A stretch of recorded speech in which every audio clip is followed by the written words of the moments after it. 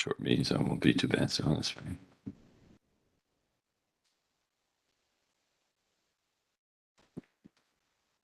Second, I'll look at one other thing here.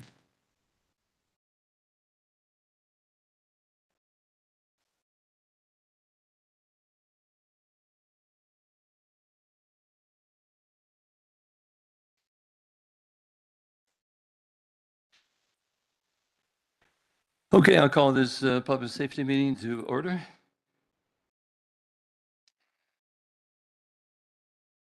This meeting has been given public notice in accordance with Wisconsin statutes 19.83 and 19.84 in such form that it will appraise the general public and news media of subject matter that is intended for discussion and action.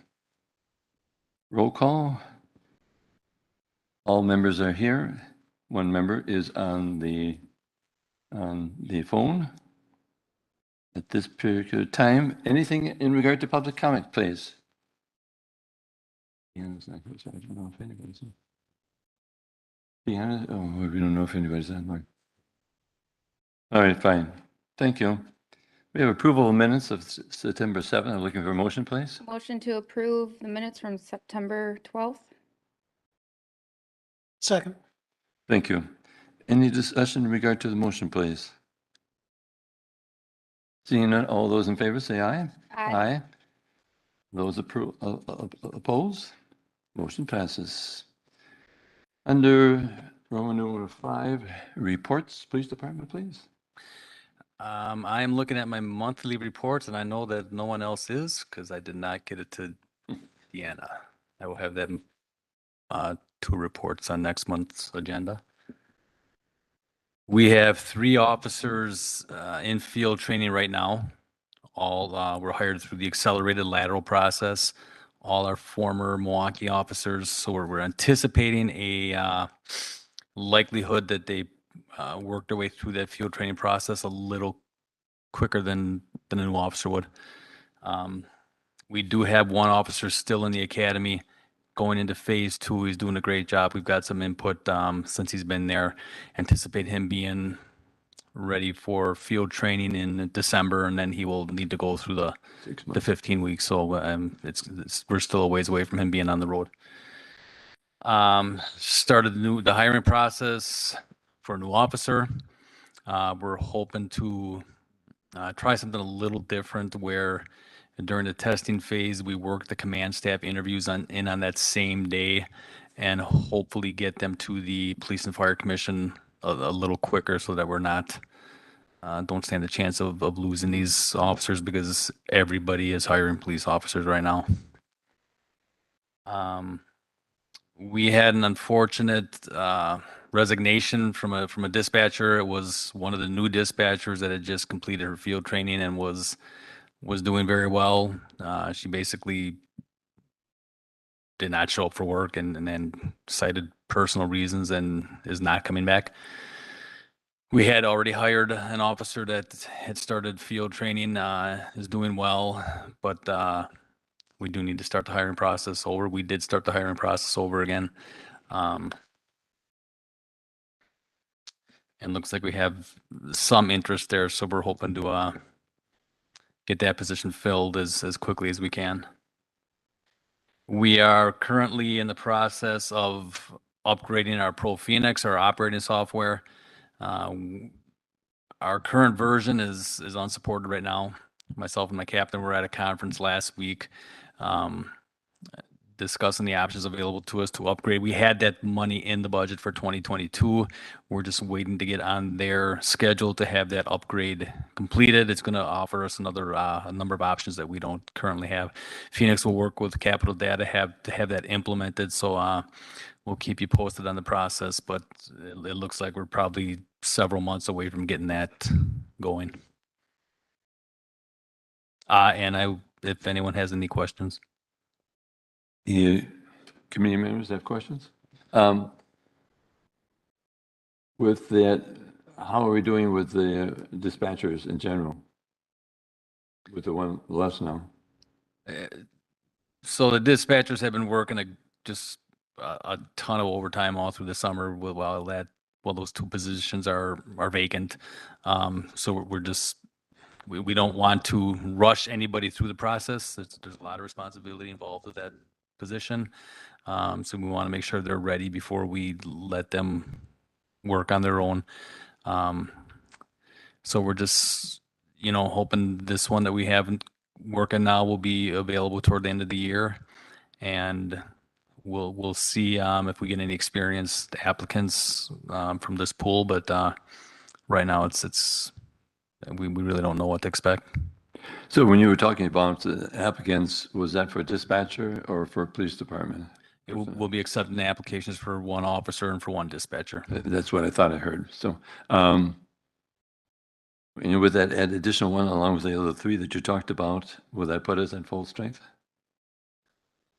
Correct. With this officer, we would be that would be our full strength. Yes.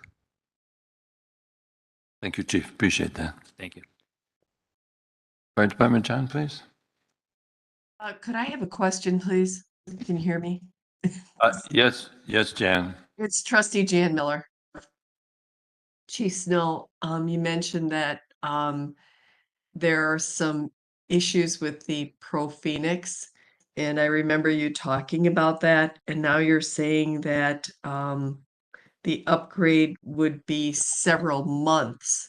So are we talking perhaps the beginning of 2023?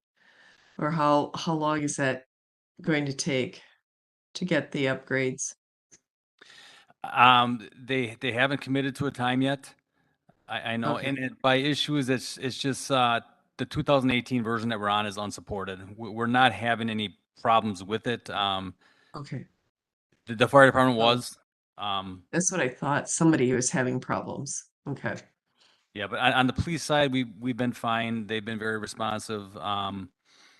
But getting that put into process, we basically have to get on their schedule, and they send someone out here to assist with capital data during that process. So I think it's just a matter of getting someone scheduled to do that. And I'm hoping it's before the end of the year, but I just don't know for sure that will be the case. in the meantime, it's not putting you in any jeopardy, is it? On safety? No, in preparation for this, one of the things we needed to do was replace some of our servers, and like everyone else, we were waiting on those capital data finally get those installed recently. So they would only now be ready for a lot of the things that we need to get that upgrade in place. So we're finally there, but now it's just a matter of working with Pro Phoenix to get them on the schedule. Okay, all right. Thank you very much. Thank you. Okay, John, please. First of all, I wanted to introduce our new full-time Lieutenant, Amy Bull. She just stepped out. We got an alert from the county. There she is. Amy will be in charge of our health and safety program at the fire department. It is a requirement from the Department of Safety and Professional Services that we do have that position to make sure that all of our operations and policies are on the safe side. So she will be our first full-time lieutenant in the history of the fire department. So that's Amy back there. Welcome, Amy. Next up is this Saturday, we are having an open house at the fire station from 10 until 2. I know in the past we've had, our fire safety fair. This is really just an open house to have people come in and kind of see the station and take a look at our trucks, but is not as nearly as intensive as our safety fair has been in the past. Before this committee, I passed out a heat map for the village of Germantown. I had been hearing some talking in the background kind of where our calls are centered and how all the new development kind of has affected the fire department. This is a heat map of our calls from the beginning of this year till about 2:30 this afternoon. So as you look at this heat map, you can kind of see that really the areas of the new development have not affected our fire department really at all. Most of the calls are centrally located right down Mequon Road and on the Appleton Avenue County Line corridor, as well as along as Highway 41, with some random outliers. But as far as like Gateway Crossing area, we haven't really had anything, or as the Willow Creek Industrial Park. And as of the time I ran this heat map today, as a department, we have ran 1,847 calls. So significantly, it's really just in the main area of the village of Germantown where we're getting the most of our calls at. I don't remember if I brought this to this committee last time. We did have a rather unique situation, end of September. Within a 25-minute period, we had 6 calls at once. To the point, one of the calls was an auto extrication for 2 elderly people who had rolled over. It was myself and my battalion chief who were doing the auto extrication as we were waiting for an ambulance from Richfield and another ambulance from Menominee Falls to come in. Our ambulances were out on other calls, and we already had a Mequon ambulance in the village at that time taking care of a different call. So it really taxed us. The people ended up being not too severely hurt, but they were both needed extrication and were entrapped in their vehicles. So 6 calls within 25 minutes is a lot for us. Besides that, we have completed our fire hose testing for this year in-house. The company that we had been using went out of business, and we were unable to find a different company to do it. So our crews took up the task in addition to their normal duties of testing all 13,000 feet of fire hose that we have, and they have just started today on service testing our ground ladders. Those are both requirements that have to be done every year to certify the safety of our equipment. And the ground ladder testing will be ongoing until they're all completed. I was going to say, I never heard that before. Even being on It's a job that no one really likes to do, and it's especially the hose testing. It's extremely, extremely, extremely dangerous. That's why we usually outsource it. We have had members. We have had members injured in the process of doing it. One to the point of a shattered hand that was out for a period of, I think it was almost 9 months. The fire hose get tested to 400 PSI that they have to maintain for 5 minutes. So if you're talking a fire hose that's 2.5 inches wide and 50 feet long, that's pressurized at 400 PSI, if one of those explodes, it takes out a lot of things, cars, people. just going rambling. Right, and it has a 30-pound nozzle attached to the end of it that'll just send. So it's extremely dangerous. That's why we typically outsource this, but since they went out of business, we could not find anybody else to do it this year. So that means that other departments have the same problem then? There was 133 departments in the state of Wisconsin that that company left on the hook for. Thanks for the negative. And that would be your presentation? Committee members? Committee members, or including Jan, any questions? Seeing none, we'll go to unfinished business, which is none, along with the updates of none. Roman numeral 7, new business A. This is one I put back on in regard to a resident that came forth to the public safety meeting, a meeting ago or so. And I was just wondering, Chief Snow, if you could give us an update in regard to what your department found, please. Nothing since that meeting. Again, if you go back to 2017, there was 6 reports of accidents. One was vehicle striking a manhole cover. The other was a possible accident that we weren't able to locate. The other 4, going back to 2017, were property damage accidents, just minor in nature. So outside of any additional signage, we just don't have a lot of evidence that, and I understand the concerns of what she's saying, Yeah. but I think people probably use better regard than we think in this case. Do you happen to remember when your officers were in that area at the time of the day? May have put you on a notice there, but It was typically like day shift. So I think during more of the traveled hours, either in the morning or later afternoon. That intersection is fairly busy regardless.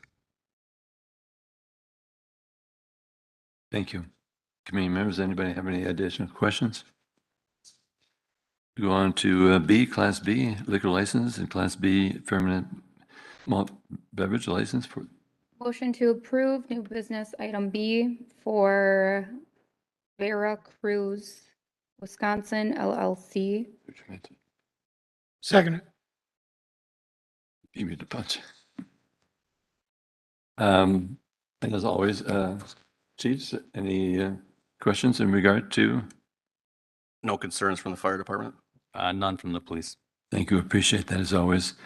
And there's extra conditional items that they have to do that our clerk has put down there.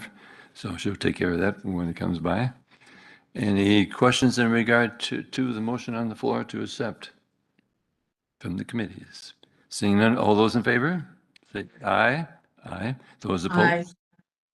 Thank you, Jan. I always forget it takes 5 seconds longer or whatever. Motion is approved. Our next meeting is November 7th. Yes, sir. Wait.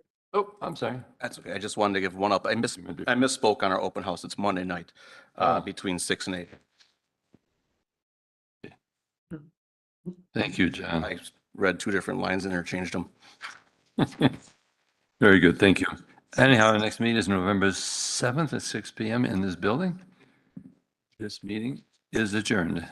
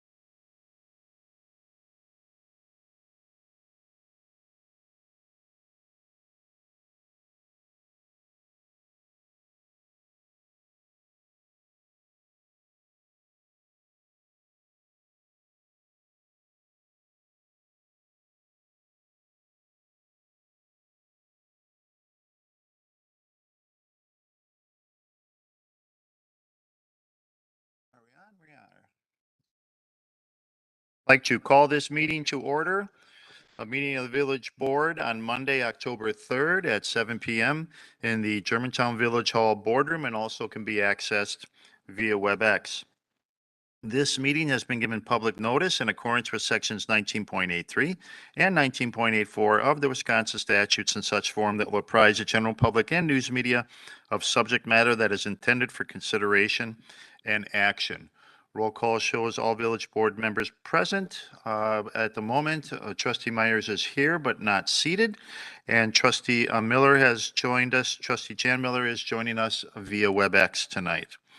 At this time, I will ask us all to stand for the Pledge of Allegiance. Allegiance to the flag of the United States of America and to the republic for which it stands, one nation, under God, indivisible, with liberty and justice for all. Next item on the agenda is President's Report. I have nothing to add or report tonight, so we'll go to announcements of forthcoming events of public interest, committee and department reports. We'll start with committee reports and committee chairs with Trustee Kaminsky. Public Works will meet in this room tomorrow night at 6 p.m. All right, Trustee Rick Miller. General Government and Finance will meet on Monday, October 17th at 6 p.m. All right, and the next public safety meeting is, November 7th at 6 PM. all right, does anyone else have anything else they'd like to come forward with for announcements of forthcoming events of public interest, committee or department reports? Okay, no synopsis. Trustee Rick Miller of Oktoberfest? Yeah, I wasn't there too much on Sunday, but the Dachshund Dash went very well. Very entertaining. Unfortunately, Scott Anderson from Germantown did not do too well this year, but he finished third last year, so. But yeah, sorry about that, Scott.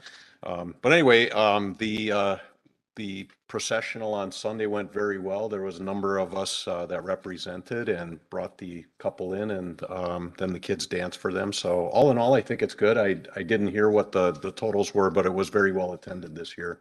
And the car show went real well. It ended a little damp right at the end, but besides that, I think the weather was pretty good. All right, good. Thank you for that. Any other announcements of forthcoming events of public interest, committee or department reports anyone would like to bring forward?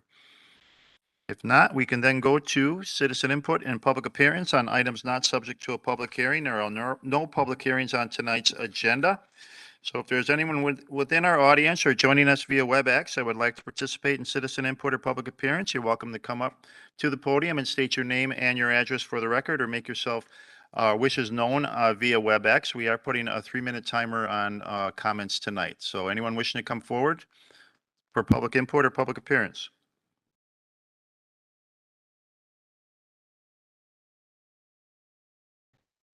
Good evening, Melanie Smythe, N140W17938, Cedar Lane. And yes, Oktoberfest was fantastic. The weather was just grand. Short comments tonight. I attended the referendum information session on the 29th of September. And there were a few things that seemed to be somewhat lacking and I'm not sure if this is something that can be discussed at the special communications meeting, but it was not very evident where the WebEx link was if people wanted to attend. The referendum page itself does have the times and the dates of the meetings, but there's no actual link to the WebEx there, which would seem to be a logical place.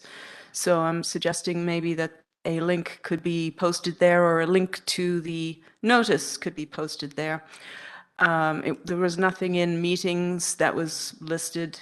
It was something that was in a quorum statement, which is under legal notices, which isn't necessarily a instinctive thing to go and look for something like that. The other thing is that it was recorded, but the microphone wasn't handed around. So it was a bit like the Steve Krecklow show, where he was answering questions that were not nobody was really saying anything because you couldn't hear him. So it just was a little odd in that regard. Another thing that has come up, and I've asked for this before, maybe not at this meeting, but I can't remember exactly, but I do believe that the Collier's report, which is the testing of well number 12 from July 2021, should be part of the linked information on the referendum page. It's a study that is shown or is assumed to be the reason, or one of the reasons, why it is a good idea that water should be extended into Richfield. But you don't actually provide the information online anywhere for people to read on their own. And I really think that's a big gap in information.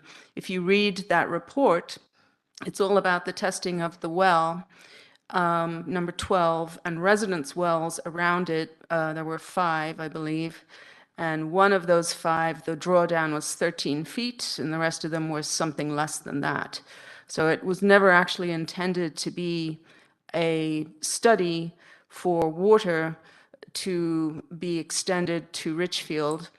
It had a specific purpose, and it was for determining if residence wells were affected by well number 12 when they did that test. The other thing that I've requested a couple of times is that the actual language of the current IGA be linked onto that referendum page also. I think it would be helpful for people to be able to read it themselves if they choose to. It is 20 pages long. There is a lot of information in there, and it's nowhere to be found, except through minutes of meetings or agendas of meetings, which most people don't know when to go and look for, or how to go and look for that. So I think it's a big gap in information that are doing a disservice to people being able to read things and make up their own mind. So those are my comments, and I ran out of time, but thanks for the time. Thanks for coming forward. Is there anyone else who wishes to come forward for citizen or public appearance at this time? Good evening, Scott Heffley, W159N10514, Old Farm Road, Germantown.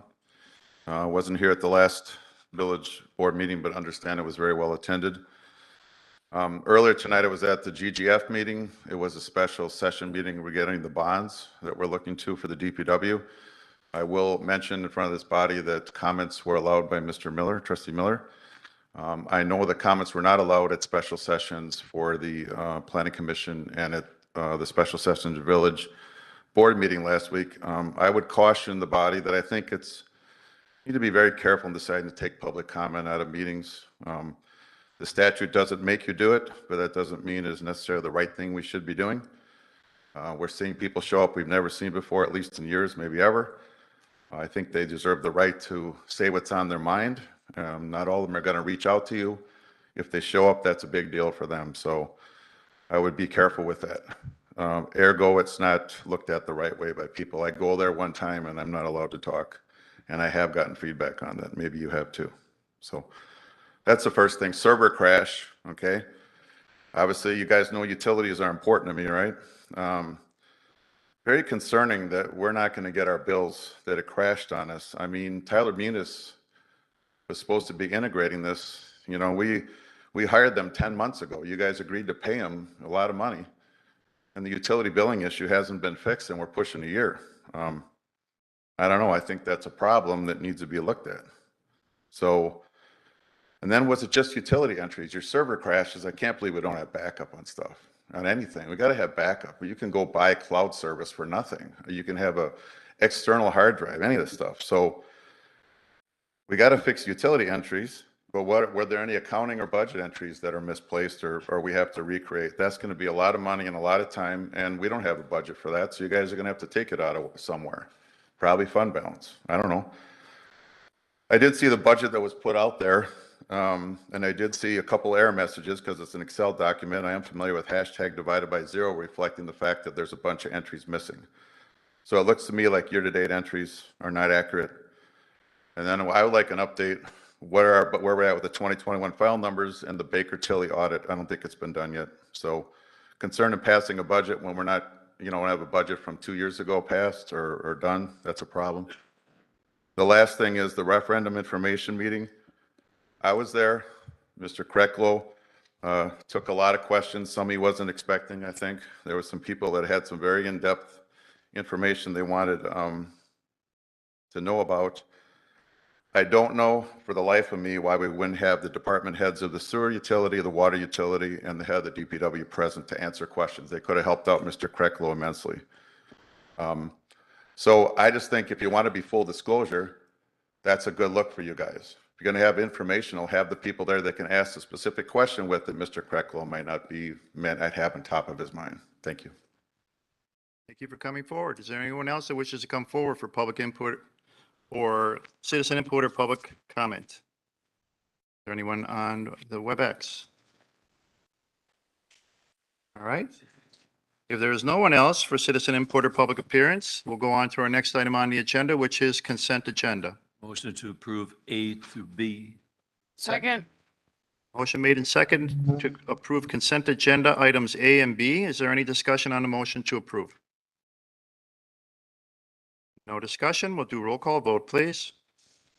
Trustee Myers. Aye. Trustee Pieper. Aye. Trustee Baum. Trustee Hudson. Aye. Trustee Kaminsky. Aye. Trustee Rick Miller. Aye. Trustee Jan Miller. Aye. Trustee Knightrider. Aye. President Walter. Aye. Motion carries. All right, that then takes us to new business, starting new business item A, Class B liquor license and Class B fermented malt beverage license for the period commencing from October 3rd, 2022 and ending on June 30th, 2023 for Veracruz, Wisconsin LLC, Charles Hastings, located at North 112, West 16344 Mequon Road, in place of Mamma Mia's. Motion to approve. Or I'll be the second. Motion to approve new business item A. Motion made and seconded by Trustee Myers. Any discussion on the motion to approve? Trustee Rick Miller. What does it mean in place of Mamma Mia's? Yes. Yes, so Mamma Mia's will be surrendering their license and they're taking over their license premise. So this is going to be in place of Mamma Mia's. I just put that in parentheses to help people know exactly what that is because we do not have any additional liquor licenses available. So it's just so everyone would have an idea of where that is going. And this is just for the license only. Okay, before we vote, everyone should be aware that all premise licenses, recommendations, approvals to be conditional upon completion of all documentation, compliance of all code violations, requirements, and monies owed to the village paid prior to the issuance of the licenses, in addition to any other conditions noted. Further discussion on a motion to approve? No further discussion? All those in favor, please say aye. Aye. Opposed? Aye. None opposed, motion carries. Next item is new business item B, conditional use permit 03-2022, Jacob and Catherine Cervantes, property owners of North 120 West 13537 Freistadt Road, application to keep and raise certain animals, including horses, poultry, fowl, and other animals in an RS2 single-family zoning district property. Move approval as presented. Second. Motion made and seconded. Discussion.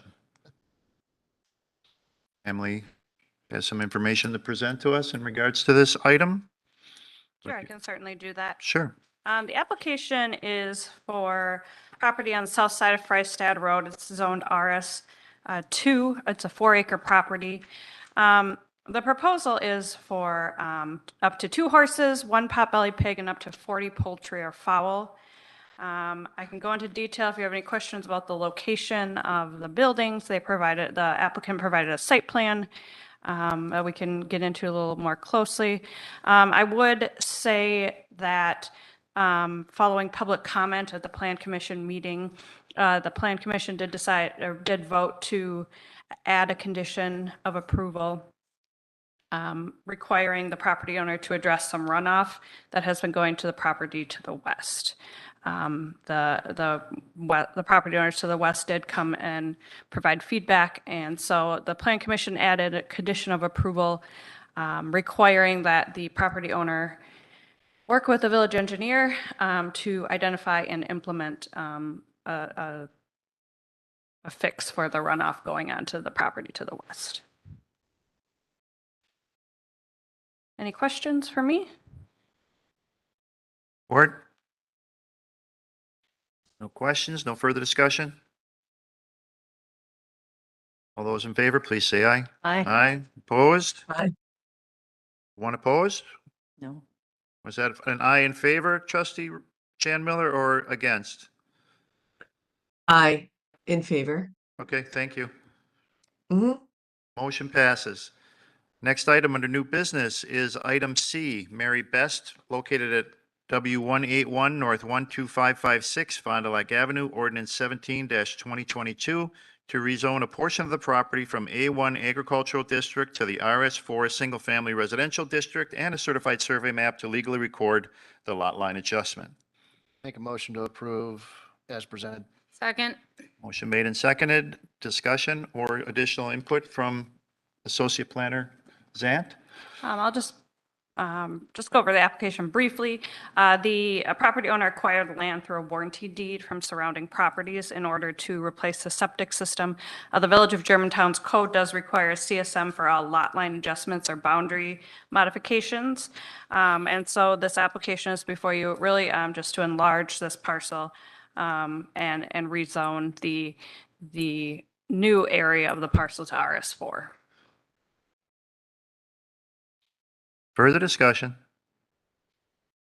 No further discussion? All those in favor, please say aye. Aye. Aye. Opposed? Aye. Motion carries. Next item under new business is item D, Village of Germantown property owner, property A at North 104, West 12703, Dondress Bay Road, and property B, North 104, West 12667, Dondress Bay Road, ordinance number 18-2022, to rezone a property from A1 Agricultural to the I Industrial District, ordinance number 19-2022, to rezone property B from the A1 Agricultural to the M1 Limited Industrial Zoning District, and conditional use permit number 04-2022 to encroach into the 25-foot wetland setback. Mr. President, we have Mike Paulus from Grafe here this evening to give a brief overview, and there is a short video to show of a rendering of the Public Works facility that's been designed, and he can also answer any questions that you might have. Okay.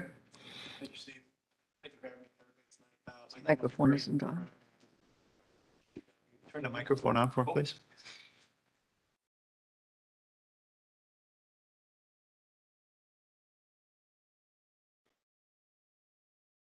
There you go. There you go.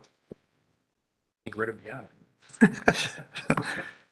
So I'm just going to give a brief overview where we're at the project. I know we discussed it before, but it's about 128,000 square foot facility, housing, of course, street, sewer, and water, including maintenance as well for your vehicles.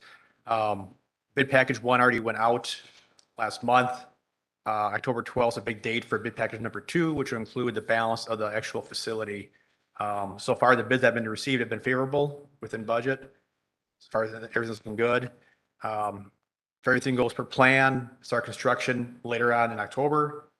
And we have a move-in date of late summer, early fall of 24. So I guess we'll roll through, we have a fly through of the exterior. It's kind of a neat little video. Maybe we'll roll through that first. Any questions after that, feel free to ask.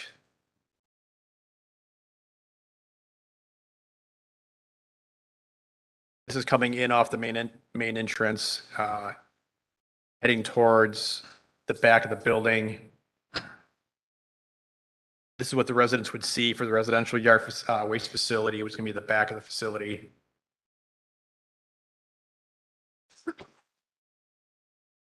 Make the turn, you can see the employee parking, the main entrance. That piece sticking out is the maintenance bay, which has 10 bays and mechanics.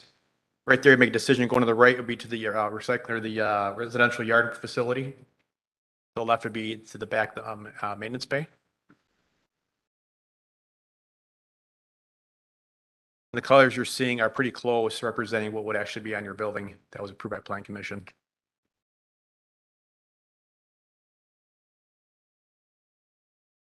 The landscaping also is what was approved by Plan Commission for the plan. About 50 stalls with employees. It allows room for future growth.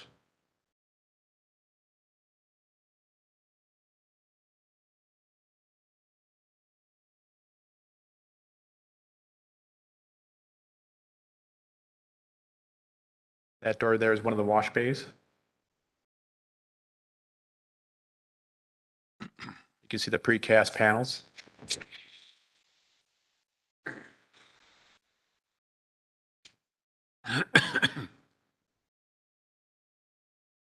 We're renting more of the yard of the facility, if you will.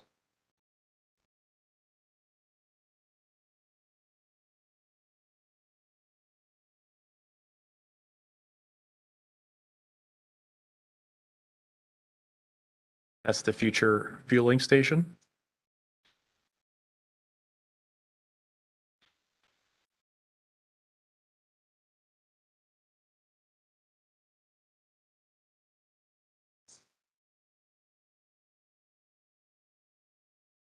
That door to the left is the other wash bay door.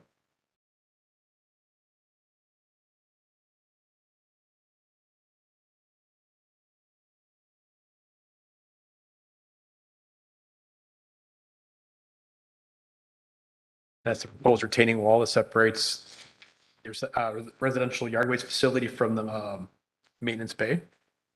See the elevation change?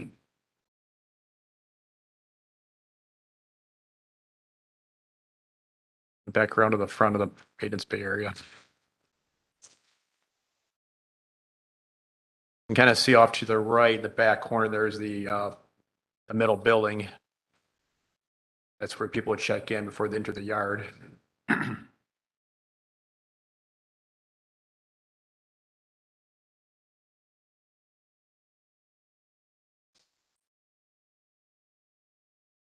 Any questions on that? Trustee Myers? Thank you, Mr. President. Going back to the last part of your video, if you could go back to that, I had a question. When I'm looking to the far right, where we're going into the recycle area, is the traffic, is that right in that area where you had your arrow before? Is that enough room to have traffic coming and going? Yes. Okay. And then my last question in regard to the, I think you said 120,000 square feet. About 127,000 square feet is the actual DPW building itself. And what is the total area in that for that whole compass? I believe it's around 38 acres. 38 acres. And that would cover, the building itself is covering how much of that? 127,000 square feet. Yeah. Which was approximately how many acres? What was that? 3.5. Thanks, Dave. This just seems to be a lot of open space area, and that would all be asphalt, correct? Combination of asphalt and concrete. When you look at the backside of the building, it just looked like a lot of open space there. Yeah, what you don't see on there yet, we have a future salt shed. And there's bins and just need room just for DPW yard functions, if you will, operations. Could you go back to your video where I was trying to refer to where there seems to be a lot of space that was probably about in the middle of it? Yeah, in that area. There seems to be just a lot of area open per se. So that's where would the shed go? just about where the camera is now. So there's going to be a salt shed, a 4,000 ton salt shed, a brine making building, and then bins for various gravel, stone, topsoil, that sort of thing. So what you don't really see on there are those DPW typical type functions that take up a lot of space. Down the recycling center, if you will, there's going to be the mulch piles too, which are massive, take up a lot of space as well. So it's not just DPW, but having the residential yard facility, that alone takes up quite a bit of space too. But all vehicles would be inside the building. They'd be then parking outside, correct? Correct. The building size for everything to be under roof, including some future growth as well. Thank you very much. Thank you.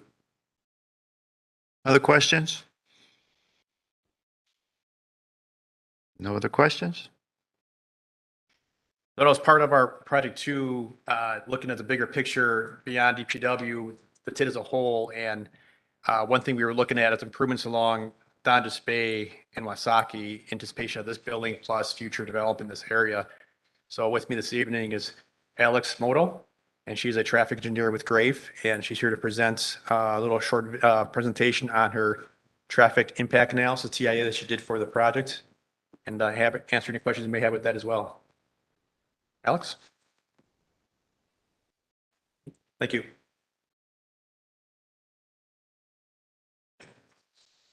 A little quicker. Cool. Thanks, Mike, and thank you all for having me today. As he said, my name is Alex Modal, and I have been working on this traffic study. So to start off this evening, I'm going to give you guys a little traffic engineering 101 to kind of understand what we're looking for and how we put this together and what some of these metrics that we're looking at mean. And then I'll walk through the DPW traffic study and then the results that came from that. So to start off, the purpose of looking at the traffic impact analysis is to understand what the impacts of this proposed development are going to have on existing traffic and the existing roadway network, and then provide recommendations on any improvements that might be needed in order to accommodate that traffic. So the methodology for this is that we start off by looking at what the proposed development is, size, number of employees, traffic coming in and out of it, programming, times of day, things like that. And we analyze the existing traffic operations on the roadway without the development. So we're looking at delay and queuing. And then we combine that new traffic with the existing traffic and look at operations with the full development. And then we look at what improvements might be needed. So one of the key metrics that we're going to talk about that we use to look at is called level of service. And that is really looking at the delay in seconds per vehicle. And level of service, we use it's a qualitative metric, similar to your report card. We give the streets report cards. So A through F and then you can see in this table, the seconds of delay range per vehicle as to what we would be designing. We typically look at our rush hour periods when we're analyzing traffic. So our targets tend to be level of service D during that rush hour period. A is, perfectly free flow conditions. If you design that for your peak hour, you probably over-designed your roadway, right? You don't want to have, we expect that there's going to be some delay and congestion during your peak hours. So our target that when we look at what's that breaking point where we start to want improvements would be D, maybe E's, depending on certain things. F is failing, total breakdown, blow up of traffic. So that's our baseline for how to be a traffic engineer.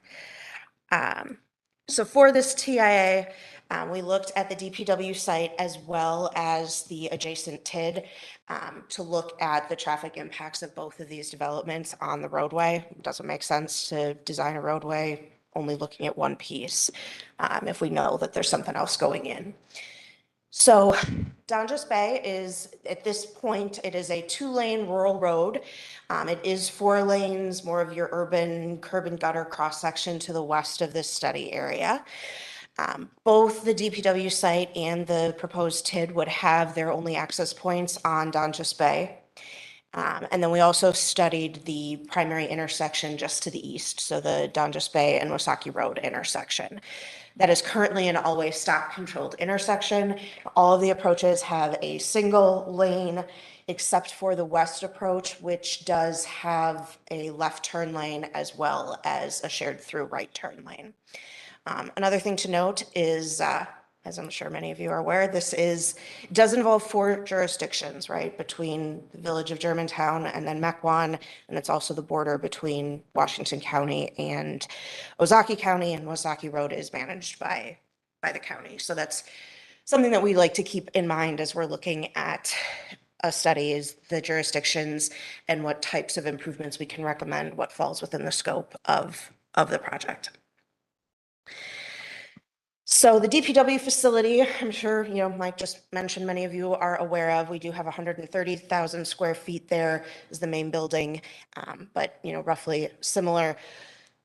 In talking to village staff, we know that, they're expecting currently about 35 employees, variety of uses, some office space, a lot of vehicle maintenance, the recycling center. The TID facilities are a little bit less solidified, but you can see here we do have a rough site plan with some building square footages, and obviously the zoning would all be for industrial manufacturing type of uses. So those square footages were estimates that we were provided for potential square footages of buildings and employee information, and we used that then to develop our traffic estimates. So this is probably pretty hard for many of you to read, but really what it boils down to is the traffic volumes, the number of trips coming into and exiting the different driveways during the morning and evening rush hours, our peak hours. We do provide a total daily volume coming in and out, but then we break it down in those peak hours based on how much is entering and exiting. And the green represents traffic that's coming to and from the DPW site, and then the blue is traffic coming and leaving the proposed TID. And then, so to develop these numbers, we use a variety of national standards and statistics from similar sites. There are standard guidelines that have been vetted that are kind of the industry standard for what we would use for this. And then we also use actual data from you guys based on what the proposed TID and DPW programming is. Then we distribute this through our roadway network. So we have different distributions for the two developments. Most of the DPW traffic will be going west and north, right? Because that's kind of the boundaries of the village. But the TID, traffic coming in and out of the TID may be going south and east as well. So we looked at different distributions and then took those trips that are expected to be coming to and from the site and assigned them to roadways and the intersections and the various turning movements that they would be making at each of those access points and then the study intersection. There, next we build our, that formatting is off on that screen. I apologize for that. So next we build our traffic analysis models where we use the volumes that we collected for the existing data and then the volumes that we have developed based on the proposed development and build a model to determine what the traffic operations are. And this is where we're relying on those metrics that I talked about, level of service, and also queuing data. So the diagram on the left shows the volumes that were collected that exist right now at that intersection, and then the operations are on the right side. And that's, you can see during the PM peak hour, everything is operating at level of service D or better. So, that's kind of the target, what you're looking for, how things, what you would expect an intersection that doesn't have any major issues. When we add the additional traffic and look at the driveways, we do see under the existing configuration that most of the movements, especially at the driveways, are expected to operate at level of service A, so relatively low volumes coming in and out of those driveways during those peak hours, right? Really just employees, maybe some operation maintenance vehicles. But if you think about your traffic, those maintenance vehicles, if they have to go out to a site, that might be in an off-peak period, or your shift changes for employees might not be happening at the evening rush hour. So not much of an impact with the full build conditions.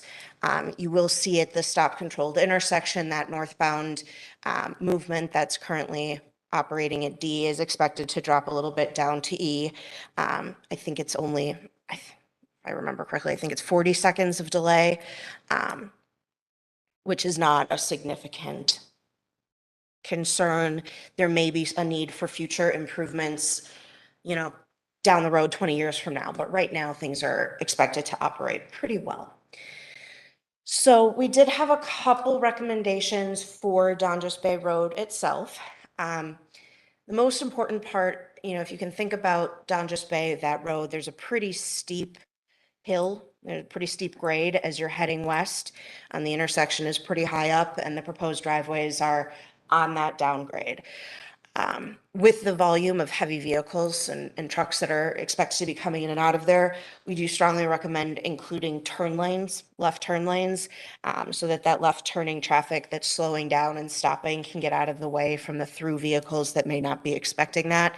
Those left turn lanes are expected to really decrease your rear end crashes. So with the current 2-lane cross section, we are looking at expanding. We recommended a 3-lane cross section, either urban or rural.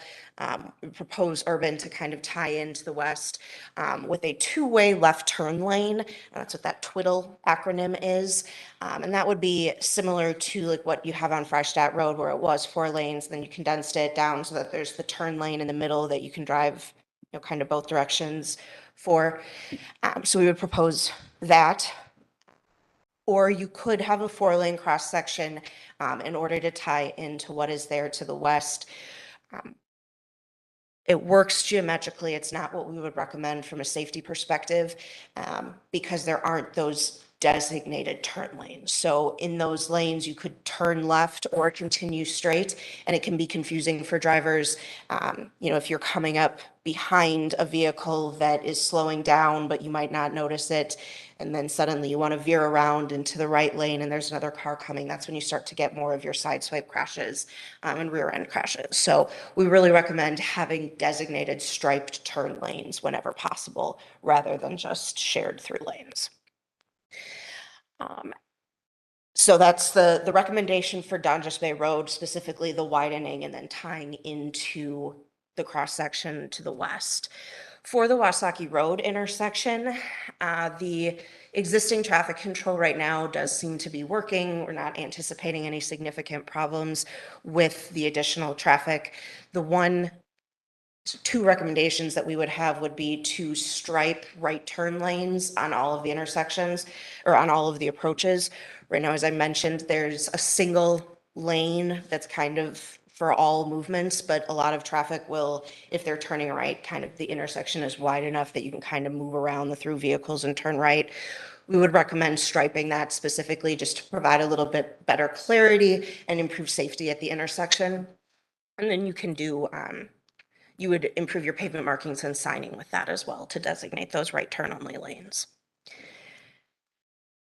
So those are our recommendations. And then here is kind of an aerial, the top kind of strip map part is the west section and how you could convert that 4-lane roadway down to the 3-lane and tie in with the roundabout to the west. And then the bottom strip is the continuation, which includes the site and the intersection. So that is what we are looking at. The roadway design and bidding, I think, is in a slightly different bid package that Mike can probably talk about a little bit better. Some of the roadway improvements will be dependent on DNR restrictions with the wetlands and culvert right there. So a lot of that still needs to be worked out, but these are the recommendations from the study. Questions? Trustee Myers? Alice, you mentioned roundabout. Where is that roundabout with what I'm looking at right now? The existing roundabout so that's the one that's to the west on, I believe it's Fond du Lac. Yes. Okay. Okay, I understand now. Yep. So it's So a roundabout is a future, when I talked about. No, I understand. It's just past this Uber administration. That's fine. Okay. I didn't really understand in regard to, but as David had mentioned that per se. Now, basically speaking, I don't know what Larry's idea, our Public Works Director, has in regard to putting a curb and gutter in there from Washington going up to Wasaki Road. Is that something that you haven't planned? Of course. Sorry, Larry. Here, you gotta come forward. I'll let the expert, I'm not going to chime in, but.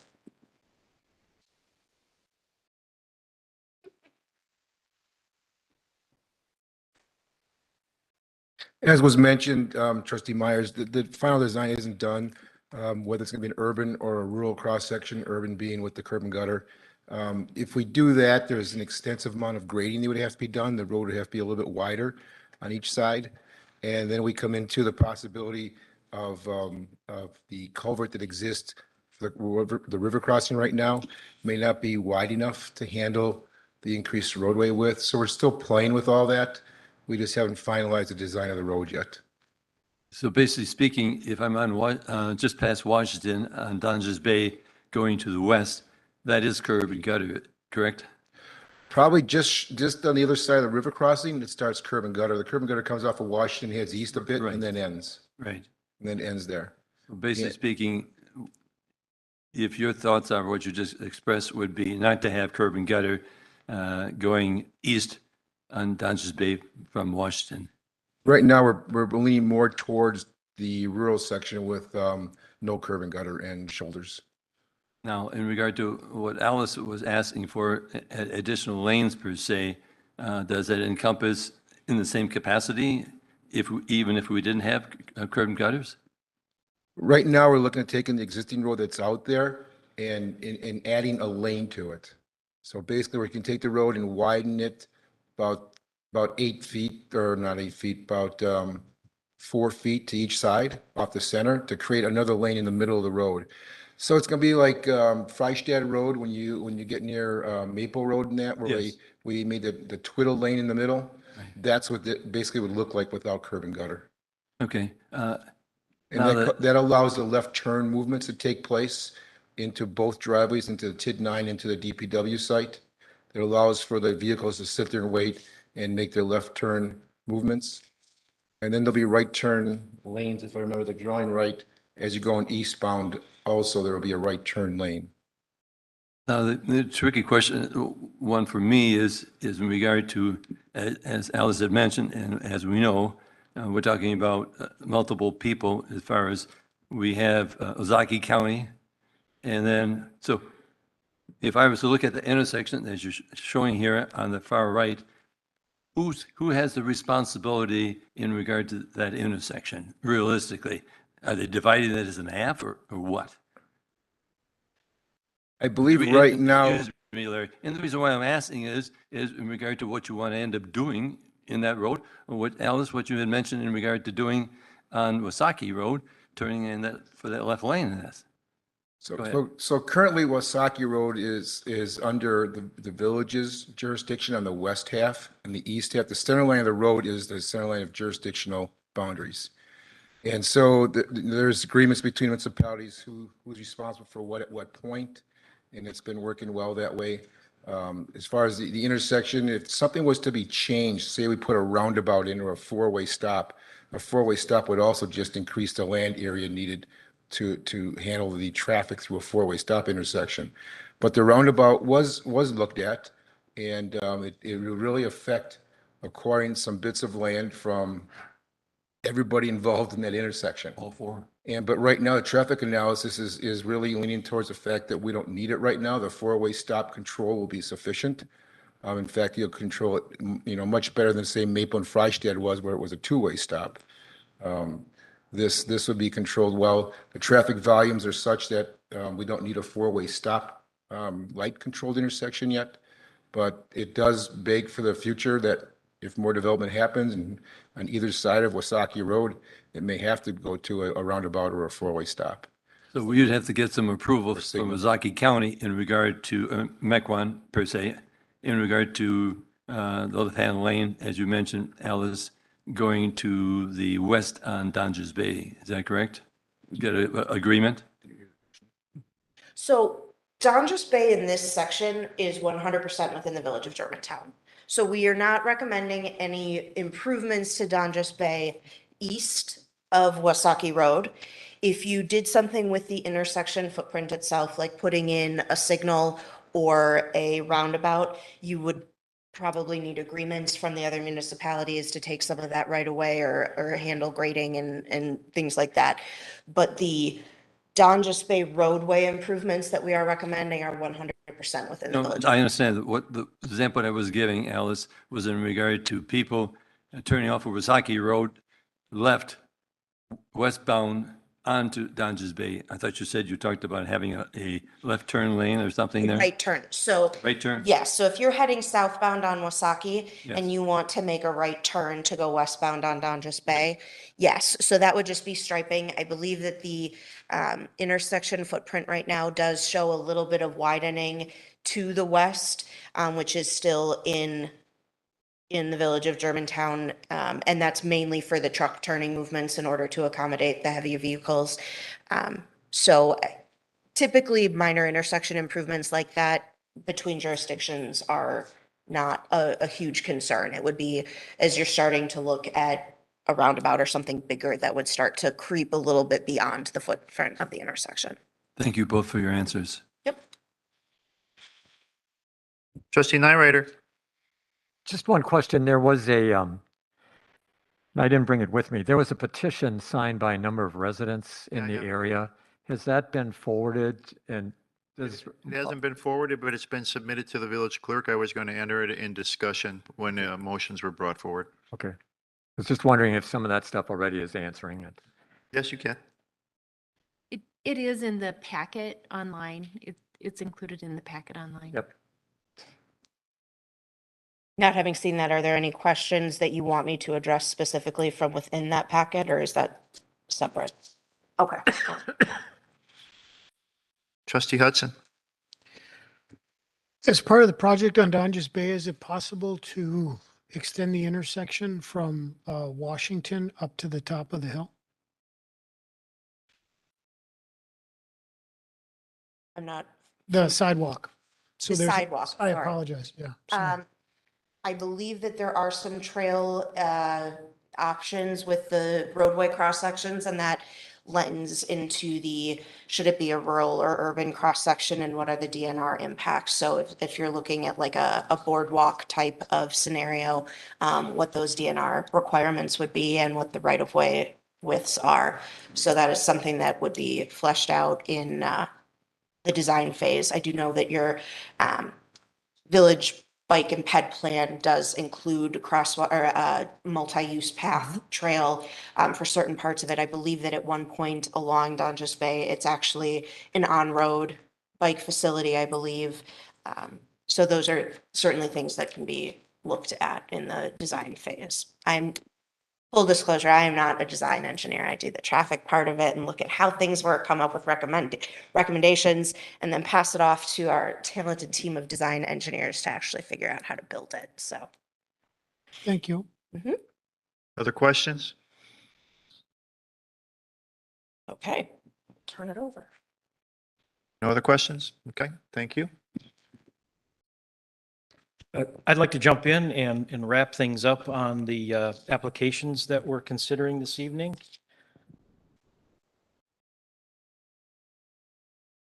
As you're aware, the two applications on tonight's agenda are a rezoning application for the two parcels, the DPW parcel and the TID 9 parcel, along with a conditional use permit application for the DPW site. This graphic shows the area subject to the two rezonings. In the foreground to the left, the DPW facility property, approximately 38 acres in size. The proposed zoning is from A1 agricultural to I institutional. And for the TID 9 parcel to the right, adjacent to the intersection, the rezoning proposal is to go from A1 agricultural to M1 limited industrial. That rezoning is consistent with both our 2050 land use plan map as shown on the screen. The purple indicates the Omega Hills Business District that allows industrial and institutional uses. And the old 2020 plan, a former 2020 plan, it's not that old, shows the area as purple, similar color, but in this case, it represents industrial uses allowed in those particular areas as well. So the rezonings are consistent with the land use plans that we have for the village.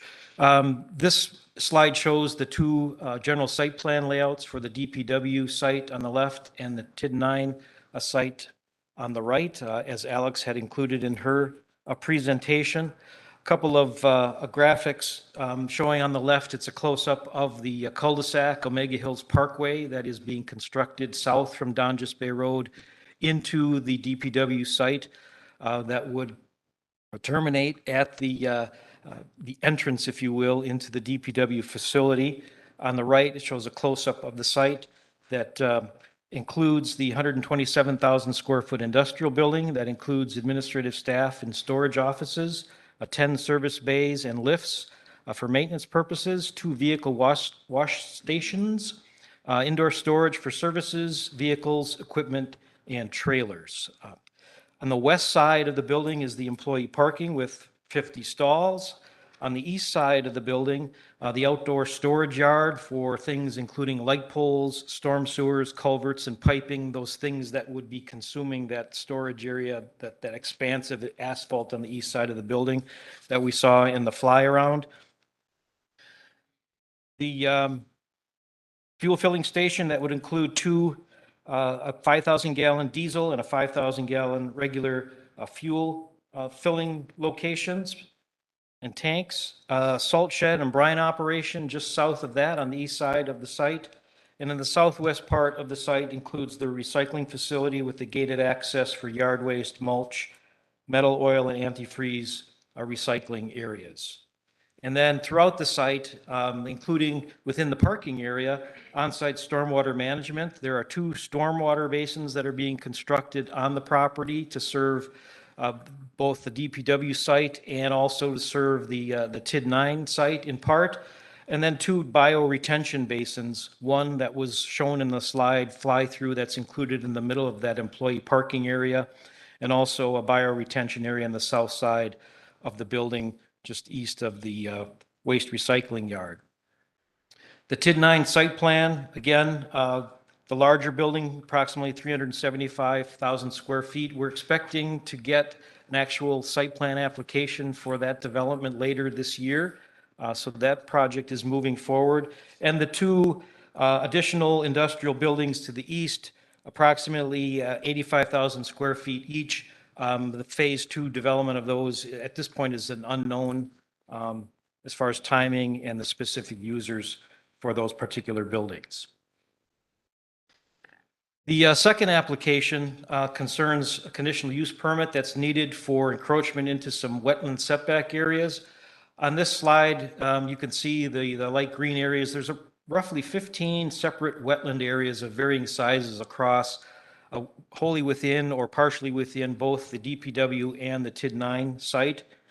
There are 3 regulated wetlands within the DPW site itself that have DNR approval for partial filling. We will be filling approximately 9,296 square feet of wetlands on the DPW site. Because that amount is under 10,000 square feet, there's no mitigation or compensation requirement from the DNR. But along with that, there will be disturbance of approximately 38,000 square feet of setback area around those wetlands that the village regulates and does require some level of mitigation or compensation. And as part of the plan that was prepared by Grafe for the village, approximately 72,000 square feet of on-site compensation will be provided in the form of vegetative buffers around the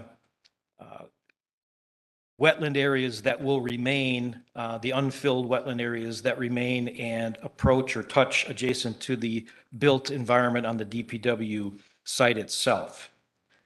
So with regard to the 2 applications, the Plan Commission recommendation to the village board is to approve the rezoning applications as proposed, to rezone the DPW parcel from A1 to institutional, to rezone the 38-acre TID9 parcel from A1 agricultural to M1 limited industrial, and also to approve the conditional use permit to allow encroachment of development into portions of the 25-foot wetland setback areas subject to the shoreline wetland zoning code provisions and 2 conditions that are included in the packet.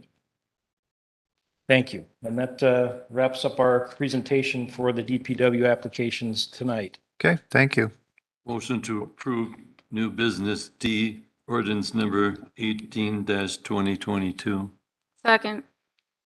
Motion made and seconded to approve ordinance number 18-2022, which is a rezone property from A1 agricultural to the institutional district. Is there any discussion on that motion? I do have 2 things that I'd like to enter into the record that we received. One is an email that was received on September 28th, and it states, Village Board, this email is in regards to the public hearing for the Village of Germantown and Kathleen Kraus for the applications listed below, the rezoning application from A1 agricultural to I institutional and M1 limited industrial site development and building plan application for the new Village of Germantown Department of Public Works facility.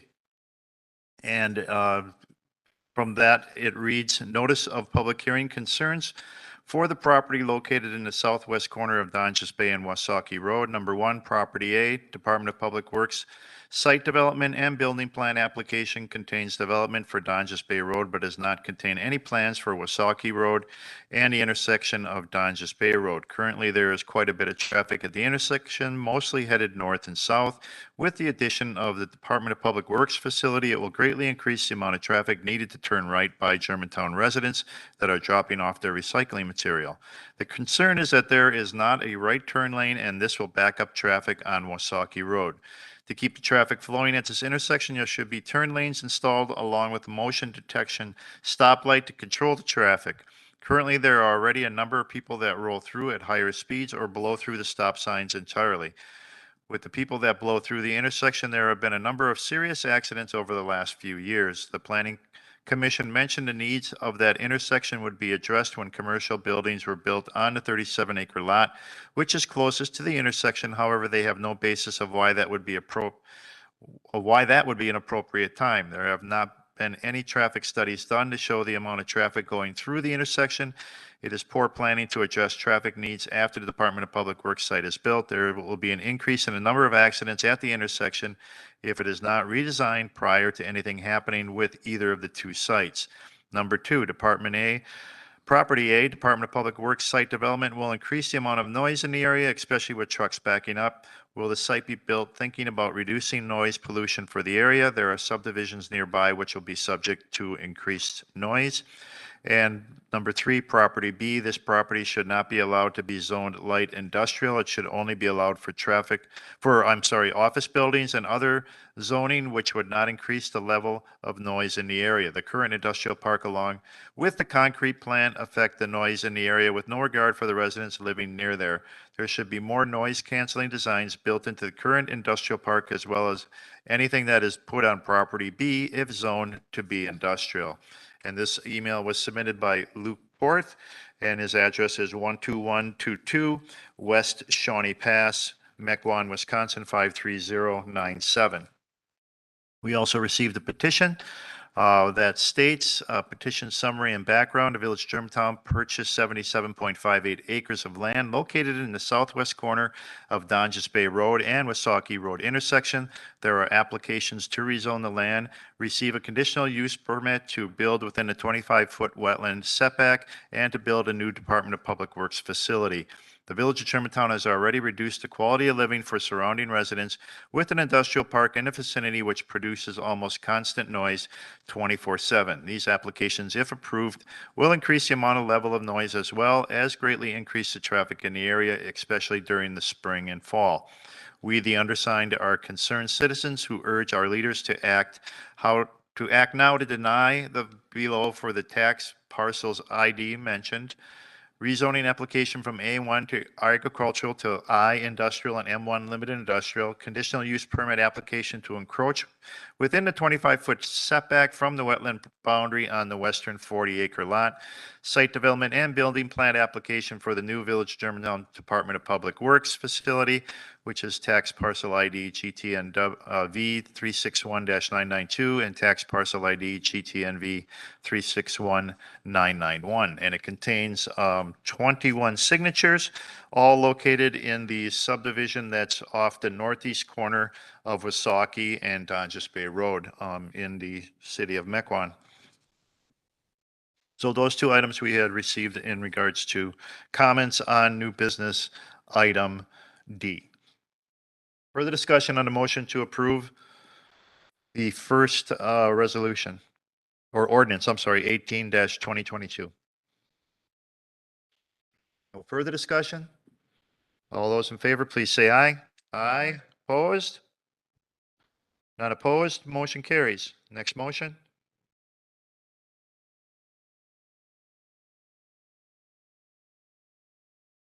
Motion made and seconded to approve ordinance number 19-2022, which rezones the property B from the A1 agricultural to the M1 limited industrial zoning district.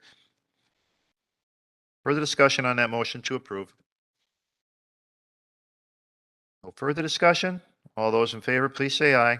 Aye. Opposed? None opposed? Motion carries. Motion to approve conditional use permit 04-2022.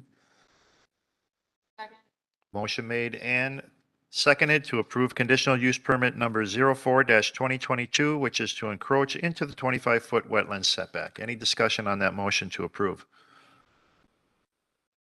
No discussion? All those in favor, please say aye. Aye. Opposed? None No. opposed? One opposed? Motion carries. That takes care of all items as listed under new business item D. Thank you all for your presentations. Thank you for coming tonight to give us more information about this area. Appreciate it very much.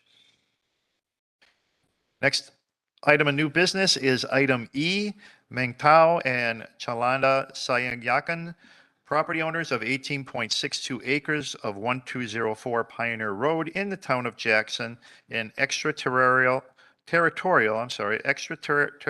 certified survey map plat review to reconfigure parcels. To give us some more information and background on this new business item E, we'll turn the meeting over to our Community Development Director, Jeff Retzlaff. Thank you, Mr. President. This is an extraterritorial plat review. The village exercises its extraterritorial plat review within 1,000 feet of its borders. This particular land division is just on the north side of Pioneer Road in the town of Jackson. The proposal is to combine 3 parcels totaling 18.7 acres and redividing into 2 parcels with right-of-way dedication. Lot 1, a 5-acre parcel, and Lot 2, a 13.5-acre parcel as shown on the screen. Again, the land lies entirely in the town of Jackson. The soil tests for Lot 2 have been completed and can support an on-site septic system. Lot 1 contains an existing residence and functioning septic system. There are a couple of minor technical corrections that were recommended by the village engineer, but the Plan Commission overall is recommending approval of the 2-lot CSM, subject to one condition, that being that the technical corrections be made prior to recording the CSM. Motion to approve new business E. Second. Motion made and seconded. Discussion on the motion to approve. Trustee Pieper, your hand up? I was just going to make a motion to approve it, but with the corrections that Mr. Retzlaff had suggested to be added to it. So And that- included. And that is included in your motion, Trustee Myers? Yes. All right. And it's okay by the second? All right. Any further discussion on the motion to approve? No discussion? All those in favor, please say aye. Aye. Opposed? Aye. Is that opposed, Trustee Jan Miller? No, it was yes. Okay, thank you for clarifying. Sorry. Oh, no problem. All right, that takes care of all items under new business, takes care of all items listed on tonight's agenda. Before we adjourn, the next regular meeting of the Village Board will be on Monday, October 17th at 7 p.m. here in the Village Hall Boardroom. Thank you all for coming tonight. Thank you all for watching, and have a good night. Yes, we do have a committee of the whole for budget on Wednesday at 6 PM. Sure. Yes.